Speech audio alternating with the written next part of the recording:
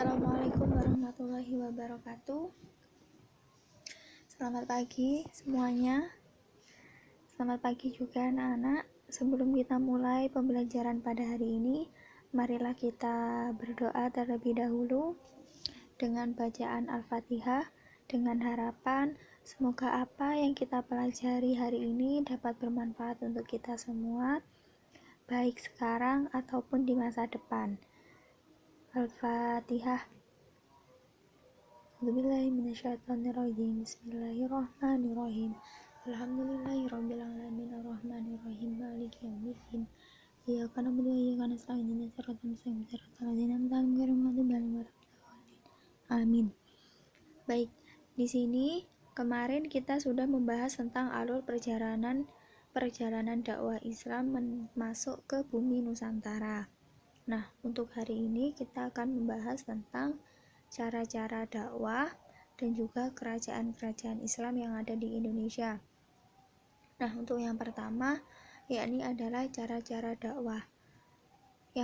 Cara-cara dakwah di sini ada 5. Yang pertama ada perdagangan, terus ada juga pernikahan, selanjutnya ada pendidikan dan juga hubungan sosial, juga yang terakhir ada kesenian.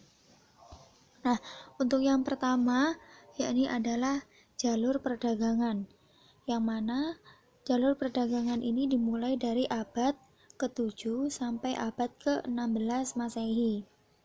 Nah, para pedagang tersebut berasal dari Arab, Persia, dan juga India. Nah, pada saat itu jalur perdagangan yang dilalui adalah Asia Barat, Asia Timur, dan Asia Tenggara. Dan juga para pedagang tersebut itu atau para pedagang muslim itu memiliki akhlak yang mulia, santun, dapat dipercaya, dan juga jujur. Nah, maka dari itu Islam itu mudah diterima di bumi Nusantara. Karena apa? Karena para beliau atau para pedagang yang menyebarkan itu mempunyai akhlak yang mulia, tutur kata yang lembut, dan juga sopan santun. Nah, untuk yang kedua yakni adalah jalur pernikahan, yang mana pada jalur ini adalah sebagian pedagang muslim itu juga menikah dengan perempuan asli pribumi, yang mana perempuan-perempuan tersebut adalah terutama dari kalangan putri bangsawan atau putri seorang raja. Nah, dari pernikahan itu mereka akan mempunyai keturunan. Nah, dan juga dari cara ini banyak sekali orang-orang yang masuk dalam agama Islam. Itu kalau dari jalur pernikahan. Dan juga nanti akan para pedagang itu juga menetap di bumi Nusantara. Selanjutnya, yakni dalam hal pendidikan, jalur pendidikan. Jadi, para mubalik atau para dai itu menyebarkan agama Islam melalui sebuah kelompok-kelompok atau mendirikan kelompok-kelompok untuk memberikan pemahaman tentang agama Islam. Nah, semakin luasnya penyebaran agama Islam atau agama Islam sudah semakin luas, itu banyak sekali para pemuda atau orang-orang yang dari luar daerah itu belajar untuk agama Islam. Nah, maka dari itu para mubalik atau para dai itu menyiapkan atau menempatkan kelompok-kelompok yang untuk belajar agama Islam itu di serambi masjid atau di surau-surau warga. Nah, setelah itu akhirnya didirikanlah sebuah bangunan dan juga sebagai tempat belajar atau sebagai tempat tinggal para peserta didik atau para santri. Jadi, untuk para santri atau para orang-orang yang mau belajar agama Islam yang dari luar daerah itu bisa tinggal di bangunan tersebut atau yang sekarang kita kenal dengan pondok pesantren. Nah, itu kalau dari jalur pendidikan. Jadi semakin luasnya agama Islam menyebar, maka pondok pesantren itu juga menjadi salah satu sarana untuk belajar agama Islam. Nah, untuk selanjutnya yakni dari Hubungan sosial. Jadi, para mubalik atau para dai itu bukan hanya pandai atau cerdas dalam hal ceramah saja, tetapi juga beliau itu sangat lihai dalam bermasyarakat atau menjalin hubungan sosial. Jadi, setelah mereka aktif atau menetap tinggal di Nusantara, mereka mulai membaur dalam kegiatan sosial bermasyarakat, seperti silaturahmi, gotong royong, bekerja sama, dan masih banyak lagi kegiatan-kegiatan yang dilakukan yang berhubungan dengan masyarakat. Nah, pada saat-saat tertentu atau pada saat ada kesempatan, mereka menyebarkan agama Islam. Nah, tentunya dengan cara yang bijaksana, tidak memaksa dan juga merendahkan.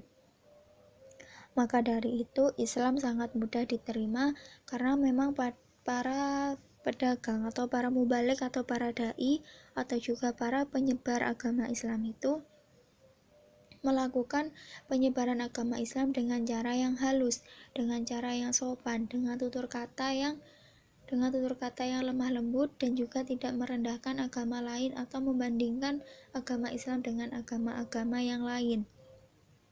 Dan juga memberikan pengertian bahwasanya dalam agama Islam itu semua itu mempunyai hak dan kewajiban yang sama. Semua itu mempunyai derajat yang sama di mata Allah Subhanahu wa taala, dan juga memberikan pengertian bahwasannya kita sebagai manusia itu harus rajin tolong menolong atau harus bisa tolong menolong, yang mana yang kaya bisa menolong yang miskin, yang kuat juga bisa melindungi yang lemah. Nah, dari hal ini banyak sekali orang-orang yang masuk agama Islam. Nah, selanjutnya atau yang terakhir itu adalah kesenian. Nah, kenapa kesenian ini juga masuk dalam salah satu hal dalam cara-cara dakwah? Karena memang pada masa Hindu-Buddha itu kesenian sudah menjadi darah daging pada saat itu. Nah, maka dari itu para mubalik atau para dai itu menyebarkan agama Islam juga melalui kesenian. Cabang-cabang seni yang ada adalah seni bangunan, ada seni pahat dan ukir, seni tari, dan juga seni musik, dan ada seni sastra. Nah, dari beberapa seni di atas, contoh dari seni bangunan misalnya masjid, mimbar, dan juga ukiran-ukirannya. Itu dari sebuah seni-seni. Nah, selanjutnya atau demikian juga dengan pertunjukan wayang kulit. Seperti yang sudah kita ketahui bahwasannya pada zaman dahulu kala itu agama Islam juga dalam penyebarannya menggunakan seni wayang kulit. Nah, dalam pertunjukan wayang kulit itu tidak dipungut biaya, ataupun para penonton itu tidak disuruh bayar karcis, atau dengan kata lain, dengan kata singkatnya adalah gratis, yang mana karcisnya itu hanya dengan membaca 2 kalimat syahadat. Nah, dengan hal ini berarti para penonton itu telah masuk agama Islam, dan juga cerita pada wayang kulit ini kebanyakan diambil dari cerita Mahabharata dan juga Ramayana. Akan tetapi juga ditambahi atau sedikit demi sedikit mulai dimasukkan nilai-nilai agama Islam. Nah, jadi secara tidak langsung itu mereka juga mengerti atau mengetahui tentang agama Islam dari banyak sekali jalan untuk masuk ke agama Islam. Maksud saya untuk masuk agama Islam dengan menggunakan syarat. Maksud saya untuk menyebarkan agama Islam itu banyak sekali jalan, dan jalan yang ditempuh itu bersinggungan dengan kita dalam setiap harinya atau masuk ke kegiatan kita dalam sehari-hari. Jadi sangat besar kemungkinan untuk menyebarkan agama Islam, dan juga alhamdulillahnya agama Islam itu sudah diterima dengan baik di bumi Nusantara ini. Nah, maka dari itu, ayo kawan-kawan semuanya, kita harus dapat Kita sekarang bukan lagi menyebarkan agama Islam, akan tetapi kita sekarang harus menjaga agama Islam agar tidak terpecah belah. Karena apa? Karena sebenarnya musuh dari agama Islam pada zaman sekarang itu bukan hanya dari luar, akan tetapi juga dari dalam, dari agama Islam itu sendiri. Karena seperti yang sudah kita ketahui, agama Islam itu sudah banyak sekali aliran-alirannya. Sebenarnya setiap aliran juga mempunyai hal yang kelebihan atau kekurangannya masing-masing. Maka dari itu, ayo semuanya kita kuatkan iman kita masing-masing. Nah, mungkin hanya ini yang dapat saya sampaikan dari materi cara-cara dakwah. Kurang lebihnya saya mohon maaf. Wassalamualaikum warahmatullahi wabarakatuh.